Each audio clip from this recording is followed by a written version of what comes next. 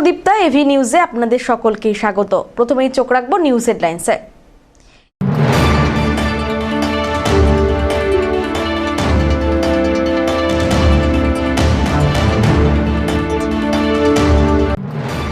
সামনে ক্রিসমাস বড়দিন উপলক্ষে এবারে বেকারিগুলোতে অভিযান টাস্ক ফোর্সের।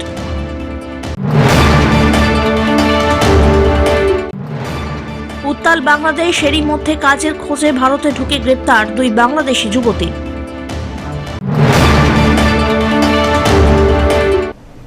এবার আসছে বিস্তারিত সংবাদে। বড়দিনের উৎসবকে কেন্দ্র করে জোর কদমে চলছে জলপাইগুড়ির বিভিন্ন বেকারিতে কেক বানানোর প্রস্তুতি। মঙ্গলবার জলপাইগুড়ির টাস্ক ফোর্স অভিযানে নামল। শহরের রেসকোর্স পাড়া সহ একাধিক বেকারিতে কেকের কিভাবে প্রস্তুতি করা হচ্ছে, কি তাতে ব্যবহার করা হচ্ছে, সেই সবগুলি খতিয়ে দেখেন টাস্ক ফোর্সের প্রতিনিধিরা। কতটা স্বাস্থ্যকর পরিবেশে বেকারির কাজ চলছে, কেকে ক্ষতিকারক কিছু মেশানো হচ্ছে কিনা, সবকিছুই খতিয়ে দেখা হয়। এক বেকারির তৈরি বিস্কুট থেকে কেমিক্যালের গন্ধ পাওয়া যায় বলে অভিযোগ। ওই বেকারির কর্তৃপক্ষকে ক্ষতিকারক কোনো কেমিক্যাল ব্যবহার করতে নিষেধ করা হয়েছে। সমস্ত বেকারিতে অগ্নি নির্বাপনের ব্যবস্থা সচল রাখা বাধ্যতামূলক বলেও নির্দেশ দেওয়া হয়েছে। এরপরেও একাংশ বেকারিতে অগ্নি নির্বাপক ব্যবস্থা রাখা হয়নি। নির্দিষ্ট বেকারি কর্তৃপক্ষকে এ বিষয়ে সজাগ আর সতর্ক করল দমকল বিভাগ। দ্রুত প্রয়োজনীয় ব্যবস্থা গ্রহণ না করলে জরিমানা করা হবে বলেও হুঁশিয়ারি দিয়েছেন অধিকর্তারা। আমাদের consumer affairs, food safety section আছে, হেলথ অ্যান্ড ফ্যামিলি ওয়েলফেয়ারের, ফায়ার এবং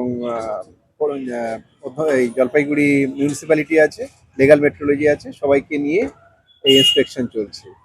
বিশেষ করে বেকারি এবং যে খাবার যে জায়গাগুলো আছে অর্থাৎ রেস্টুরেন্ট বা বিভিন্ন ইটারিস আছে, সুইট শপ আছে, সেগুলো একবার রুটিন ইন্সপেকশন চলছে। সামনেই তো বড়দিন, কেকের একটা চাহিদা লক্ষ্য হ্যাঁ, করা সেই যায়। জন্যই বেরোনো, যাতে মানুষ এই সময় কেক খায়। সে কেক যেখানে তৈরি হচ্ছে সেখানে আমরা স্পেশালি আমরা দেখছি যে ঠিকঠাক তৈরি হচ্ছে। কি দেখছেন, সবকিছু ঠিকঠাক? হ্যাঁ, আগের চেয়ে ইমপ্রুভমেন্ট হয়েছে। ফায়ারও দেখছে যাতে সেফটি থাকে যারা এমপ্লয়ি আছে, এবং খাবার দাবার যাতে ঠিকঠাক হাইজিনিক এনভায়রনমেন্টে হয়, সেটা আগের চেয়ে অনেকটা ইমপ্রুভ করেছে এরা। বাকি যে প্রবলেমগুলো ছিল সেগুলো আমরা বলেছি ইমিডিয়েট ঠিক করার জন্য। কোন কোন জায়গায় হবে এরপর? সমস্ত যেখানে যা যা আছে আমাদের লিস্টে, যেগুলো ওরা ফুড সেফটি লাইসেন্স আছে, সেই লিস্ট ধরে প্রত্যেকটা আউটলেটে আমরা চেষ্টা করব। ধীমান রায়ের রিপোর্ট।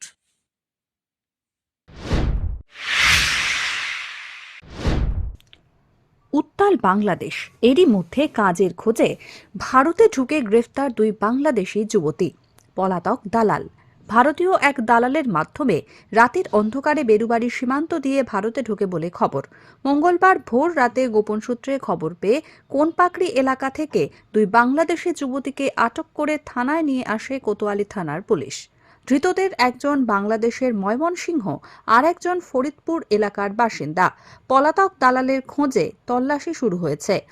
ধৃত 2 বাংলাদেশি যুবতীকে আজ জলপাইগুড়ি আদালতে হাজির করেছে কোতোয়ালি থানার পুলিশ। পিনাকি শিলের রিপোর্ট, এভি নিউজ।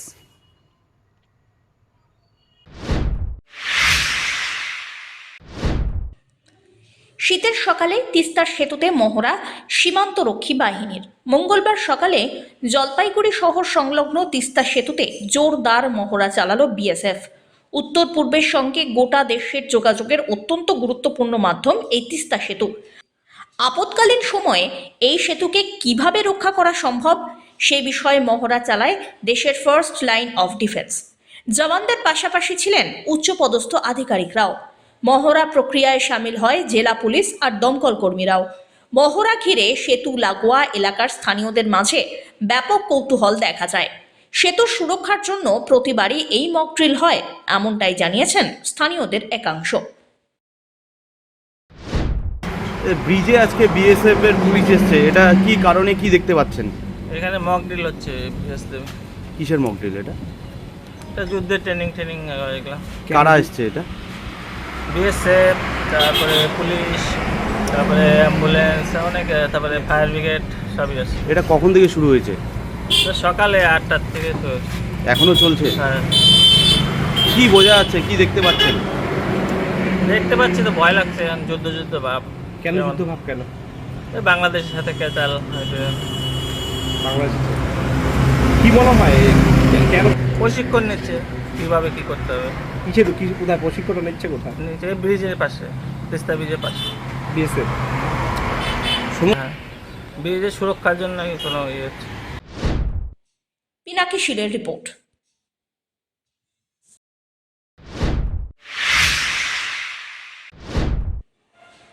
পথ দুর্ঘটনায় মৃত্যু হল বাইক আরোহী 2 যুবকের, গুরুতর জখম আরও 1 যুবক। রাত 1টা নাগাদ হলদিবাড়ির চামড়া গুদাম এলাকায় ডাম্পারের সঙ্গে মোটর বাইকের মুখোমুখি সংঘর্ষে ঘটে এই মর্মান্তিক দুর্ঘটনা। ঘন কুয়াশার কারণে এই দুর্ঘটনা এমনটাই অনুমান। ঘটনাস্থলে মৃত্যু হয় বাইক আরোহী 2 যুবকের। দুজনেই জলপাইগুড়ির গড়ালবাড়ি এলাকার বাসিন্দা বলে খবর। হলদিবাড়ি থেকে জলপাইগুড়ির দিকে ফিরছিলেন তারা। আশঙ্কাজনক অবস্থায় আরও 1 যুবককে জলপাইগুড়ি মেডিকেল কলেজ ও হাসপাতালে ভর্তি করা হয়েছে। এদিকে গোটা ঘটনার তদন্ত শুরু করেছে পুলিশ। ঘটনা কালকে রাত্রে বাড়ির থেকে সিকিম থেকে এসে বাড়িতে এসে খাওয়া দাওয়া করছে, খাওয়া দাওয়া করে বাড়ির থেকে বের হচ্ছে, হলদিবাড়ি আসবে আর কি। তো আমরা তো খবর পাইলাম ভোর 4টার দিকে। আচ্ছা, এই তারপরে হলদিবাড়ি থানায় আসলাম, থানা আসার পরে হসপিটালে আসলাম। মানে কিসের সাথে অ্যাক্সিডেন্ট হয়েছে এটা কি শুনলাম নাকি ডাম্পারের সাথে অ্যাক্সিডেন্ট হয়েছে। আচ্ছা আচ্ছা, তো যে মারা গেছে তার কি হন আপনি? আমি তার কাকু হই। কাকু, আচ্ছা, কি যে মারা গেছে তার নাম কি? দুজন তো মারা গেছে। দুজন মারা গেছে, আরেকজনের নাম জানি না। যে মারা গেছে তার নাম হলো তন্ময় রায়। মানে আপনার যে ভাস্তা, হ্যাঁ। আরেকজনের নাম জানা যায়নি। না, আচ্ছা, ওর বাড়ি কোথায় সেটাও জানা যায়নি। ওর বাড়ি যেটা শুনলাম লালবাজাপাড়া, আর আপনাদের ওই যে গুজারিপাড়া। পাড়া, গোড়ালবাড়ি। গোড়ালবাড়ি, মানে দুজনেরই জলপাইগুড়ি। জলপাইগুড়ি ডিস্ট্রিক্টে। এটা রাতের দিকে হয়েছে ঘটনা? রাতের দিকে শুনলাম 1টার সময় ঘটনাটা ঘটছে আর কি। আচ্ছা আচ্ছা, বাইক নিয়ে আসছে? হ্যাঁ, বাইক নিয়ে 3 জনে আসছে।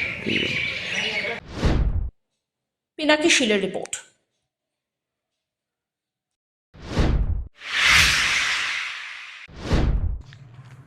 জলপাইগুড়িতে ক্যালকাটা হাইকোর্টের সার্কিট বেঞ্চ স্থাপনের জন্য অধিগৃহীত জমি হারানো পরিবারগুলির কর্মসংস্থানের দাবিতে জেলা ভূমি ও ভূমি সংস্কার আধিকারিকের দপ্তরে ডেপুটেশন জমা দিল অধিগৃহীত জমি হারাদের সমন্বয় মঞ্চ। মঙ্গলবার মিছিল করে দপ্তরের সামনে উপস্থিত হন মঞ্চের সদস্যরা। তবে এদিনের মিছিলে কোনো স্লোগান তোলা হয়নি। পরিস্থিতি সামাল দিতে আগে থেকেই দপ্তর চত্বরে পর্যাপ্ত পুলিশ মোতায়েন ছিল। মঞ্চের তরফে জানানো হয় 2000 সালে তৎকালীন সরকার কলকাতা হাইকোর্টের সার্কিট বেঞ্চ স্থাপনের জন্য জলপাইগুড়ির পাহাড়পুর এলাকায় জমি অধিগ্রহণ করে। অভিযোগ, সেই সময় অত্যন্ত কম মূল্যে জমি অধিগ্রহণ করা হয়েছিল, ফলে জমির ওপর নির্ভরশীল বহু পরিবারের রুজি রোজগার বন্ধ হয়ে যায়। এই পরিস্থিতিতে ক্ষতিগ্রস্ত প্রতিটি পরিবারের অন্তত একজন সদস্যকে সরকারি চাকরি দেওয়ার দাবি জানিয়েছেন তারা। সেই চাকরি হাইকোর্টের সার্কিট বেঞ্চ অথবা অন্য কোনো সরকারি দপ্তরেরও হতে পারে বলে জানানো হয়েছে। মঞ্চের সদস্যরা জানান, জলপাইগুড়িতে কলকাতা হাইকোর্টের সার্কিট বেঞ্চ স্থাপন হওয়া অত্যন্ত গর্বের বিষয় এবং তাতে তারা আনন্দিত। তবে কর্মসংস্থানের বিষয়টি সরকার বিবেচনা করলে ক্ষতিগ্রস্ত পরিবারগুলির বেঁচে থাকার একটি স্থায়ী উপায় তৈরি হবে বলে মত তাদের। উল্লেখ্য, বজরাপাড়া, মাহুতপাড়া ও জমিদার পাড়ার একাংশ বাসিন্দাদের তরফে মূলত এই দাবি জানানো হয়েছে।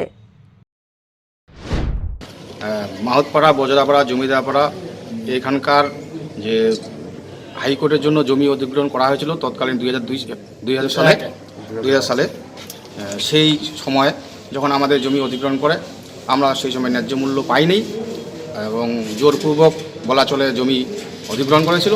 পরবর্তীতে আমরা আবেদন করেছিলাম, তৎকালীন যিনি এমএলএ ছিল, কি নাম, যাই হোক, বাচ্চামোহন রায় নাকি, যাই হোক, তো সিপিএমের সময় ছিল ওই সময়। তো আমাদের আর পরবর্তীতে কোনো রকম নিবেদন মানা হয়নি। এখন যেহেতু এই জায়গায় সার্কিট বেঞ্চ হয়েছে আমরা অত্যন্ত খুশি, কিন্তু আমাদের জমি জায়গা চলে যাওয়ার কারণে আমরা বর্তমান কর্মহীন। আমরা চাচ্ছি, এই দপ্তরের কাছে এসেছি, ভূমি অধিগ্রহণ দপ্তরের কাছে, ওনারা যাতে আমাদের প্রতি সুবিচার, ভূমি ও রাজস্ব দপ্তরে এসেছি, ওনারা যাতে সুবিচার করা হয়। আমাদের দাবি কি তোমাদের মূলত? কর্মসংস্থান।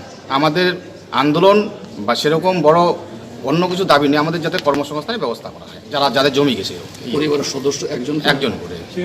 কোথায় কোথায় কোথায় সেটা যে কোনো দপ্তরে বা হাইকোর্টে যেখানে যার যেরকম যোগ্যতা সেই অনুপাতে একজনের কতটুকু জমি গেছে আর কতজন রয়েছেন আপনার? বিভিন্নভাবে গেছে, কারো 2 বিঘা, কারো 5 বিঘা, কারো 10 বিঘা, এমন লোকের আবার যারা সেই সময় আন্দোলন করেছিল তাদের বাড়ি শুদ্ধ উঠিয়ে দেওয়া হয়েছে।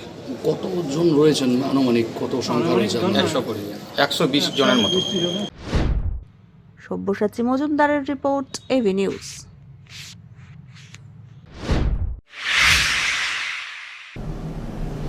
নিয়ে নিচ্ছে ছোট্ট একটি বিরতি, ফিরে আসছি বিরতির পর, সঙ্গে থাকুন।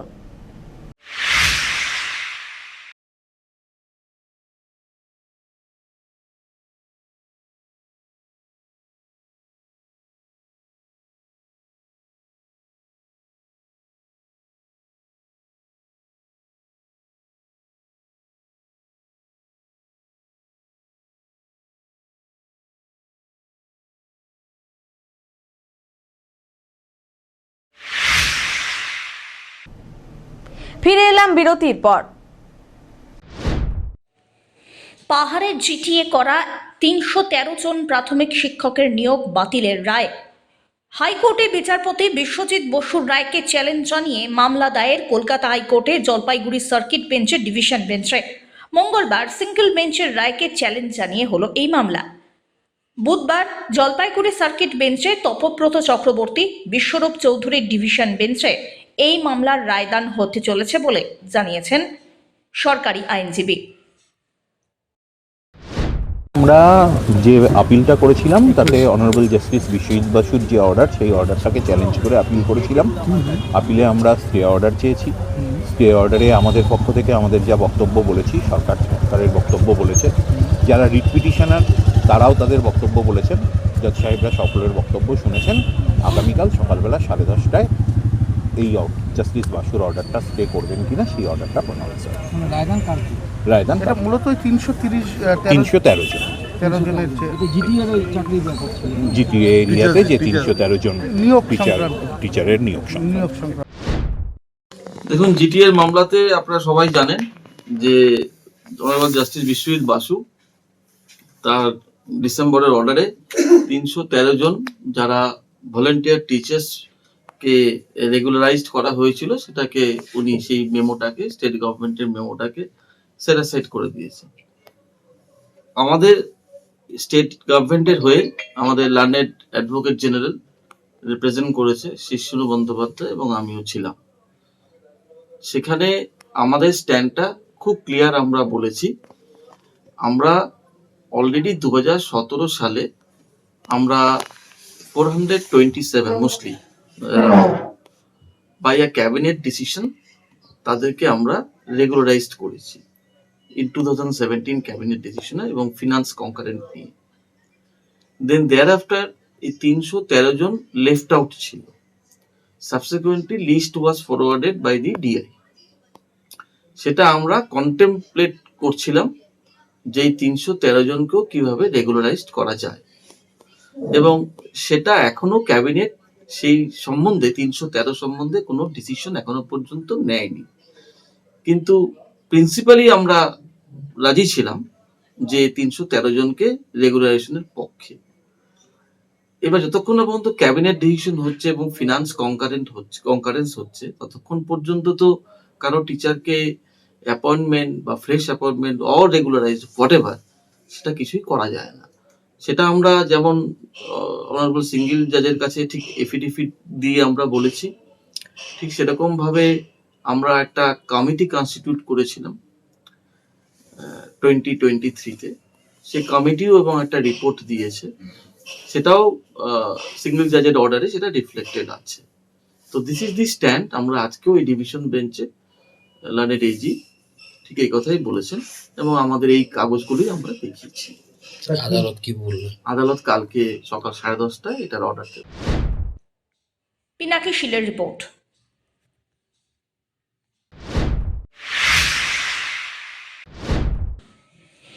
শীতের সকালে জবুথবু জলপাইগুড়ি। কুয়াশার চাদরে ঢাকা পড়েছে রাজ্য সড়ক, জাতীয় সড়ক থেকে উত্তরবঙ্গের সঙ্গে উত্তর পূর্ব রাজ্যের যোগাযোগের অন্যতম তিস্তা সেতুও। ঘন কুয়াশার কারণে দৃশ্যমানতা কমে নেমে গিয়েছে অনেকটাই, আর যার ফলে হেডলাইট জ্বালিয়েই চলাচল করতে হচ্ছে গাড়িগুলিকে, যাতে কোনো রকমের পথ দুর্ঘটনা না ঘটে। তাই দুর্ঘটনা এড়াতে জাতীয় সড়ক এবং সেতুতে নজরদারি বাড়ানো হয়েছে। একই সঙ্গে গাড়ির চালকদের গতি নিয়ন্ত্রণ করে সাবধানে যান চলাচলের জন্য পরামর্শ দিচ্ছেন ট্রাফিক পুলিশরা। আপনি ময়নাগুড়ি যাচ্ছিলেন? আচ্ছা, তিস্তা ব্রিজ হয়ে গাড়ির লাইট কি জ্বালিয়েছিলেন? না, লাইট দোকানে মাল নামালাম তো লাইটটা বন্ধ ছিল। আচ্ছা, পুলিশ কি করলো আপনাকে? বললো লাইটটা জ্বালাতে। কি লাইট? হেডলাইট? আচ্ছা, জ্বালাতে বললো? কেন বললো? যাতে রাস্তাটা ক্লিয়ার দেখা যায়। আচ্ছা, মানে এই কুয়াশার মধ্যে? আচ্ছা, কি বলবেন এই উদ্যোগকে, কি বলবেন পুলিশের? বললাম ভালো আর কি, মানে আমি দোকানে মালটা নামালাম, আমাকে একটু মানে দৃশ্য করে দিল, খেয়াল করে দিল, ভালো হলো। আচ্ছা, মনে ছিল না আপনার, তাই তো? পুলিশের ডিউটি করছে, পুরো কুয়াশা, আকাশে পুরো কুয়াশা ভরা আছে, ওই জন্য দুর্ঘটনা ঘটার চান্স আছে, ওই জন্য পুলিশ পাহারায় আছে। কিভাবে বাধা দিচ্ছে? তারা এখানে আছে ডিউটি। এখন তো পুরো হেডলাইট পুরো জ্বালিয়ে যাওয়া উচিত আর কি, নাহলে দুর্ঘটনা ঘটার চান্স থাকে। হ্যাঁ, থামাচ্ছে, জ্বালাতে বলছে লাইট। এটা উত্তর পূর্ব ভারতের একমাত্র ব্রিজ এখানে, মানে জাতীয় সড়ক। এটা খুব মানে নিরাপত্তায় রাখা উচিত। পিনাকি শীলের রিপোর্ট।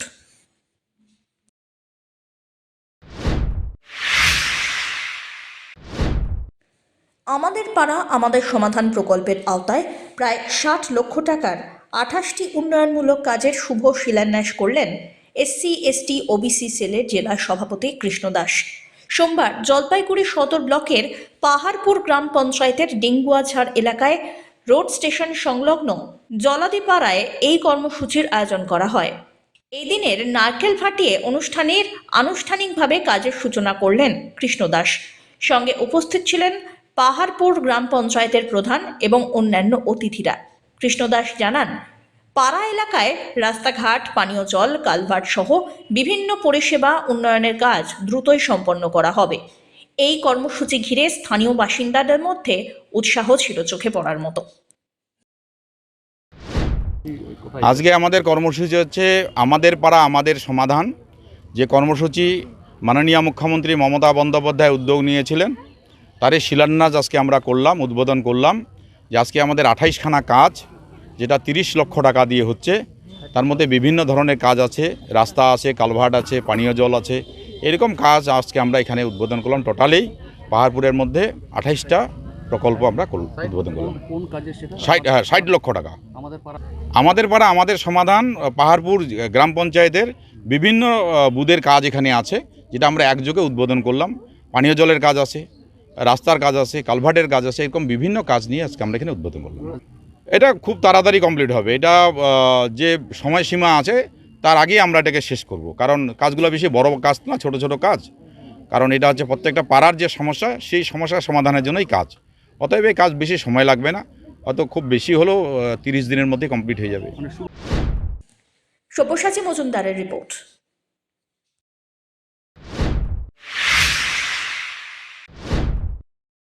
শ্রম কোড বাতিল, 100 দিনের কাজের অধিকারের আইনের নাম পরিবর্তন সহ এই সময়কালে কেন্দ্রীয় সরকারের বিভিন্ন বিল এনে তা আইনে পরিণত করার বিরুদ্ধে এবং বাংলাদেশের সংখ্যালঘু মানুষের ওপরে ঘৃণ্য আক্রমণ, সাংস্কৃতিক কেন্দ্র সংবাদপত্রের দপ্তরে আক্রমণ, দরিদ্র বস্ত্র শ্রমিক দীপু দাসের ওপরে পৈশাচিক বর্বরতার প্রতিবাদে জলপাইগুড়ি জেলা জুড়ে বিভিন্ন কর্মসূচি সংগঠিত হলো। জলপাইগুড়ি শহরে প্রতিবাদ মিছিলে পা মেলালেন কেন্দ্রীয় ট্রেড ইউনিয়ন, কর্মচারী ফেডারেশন এবং গণসংগঠন সমূহের যৌথ মঞ্চের নেতৃবৃন্দ। দুপুরবেলায় জলপাইগুড়ি শ্রম দপ্তরে এই সময়কালে কেন্দ্রীয় সরকারের আনা শ্রম কোড বাতিল সহ বিভিন্ন অসাংবিধানিক বিলের প্রতিলিপি পুড়িয়ে বিক্ষোভ প্রতিবাদ কর্মসূচি সংগঠিত হয়। সন্ধ্যাবেলায় সদর ব্লকের তালমাহাটে মিছিল আর প্রতিবাদ কর্মসূচিতে বাংলাদেশের প্রধানমন্ত্রীর কুশপুত্তলিকা দাহ হল।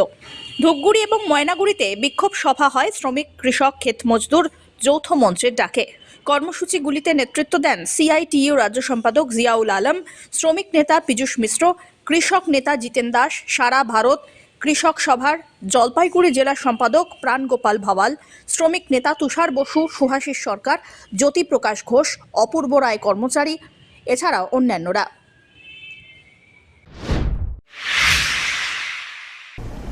শেষ করবার আগে নিউজ হেডলাইন্স আরো একবার।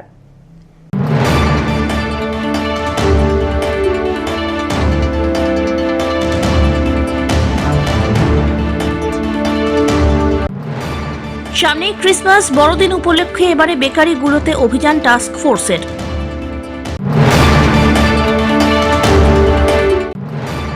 উত্তাল বাংলাদেশ, এরই মধ্যে কাজের খোঁজে ভারতে ঢুকে গ্রেপ্তার 2 বাংলাদেশি যুবতী।